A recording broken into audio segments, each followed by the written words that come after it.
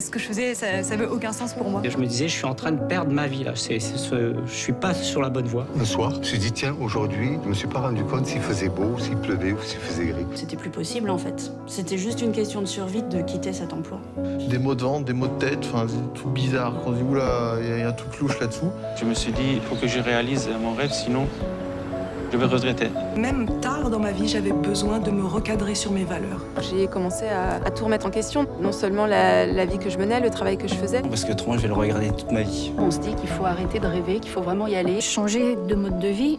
Le jour où on est parti, on a senti dans nos corps des chaînes qui se sont brisées. On a construit avec ma femme une maison en bois dans un bois. On est au milieu des arbres et on vit avec les saisons. Mon boulot, c'est de partager ma passion avec le maximum de personnes.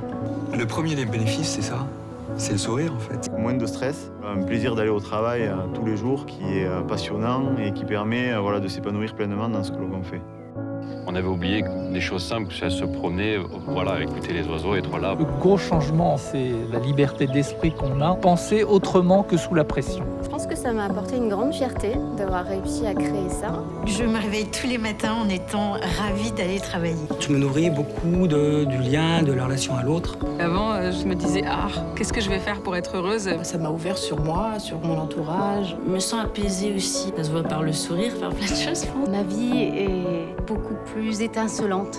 Humainement, ça m'a forcément changé. Je suis quelqu'un de déterminé, je sais ce que je veux. Ah ça va bien. Un rêve de gamin, ça vous porte.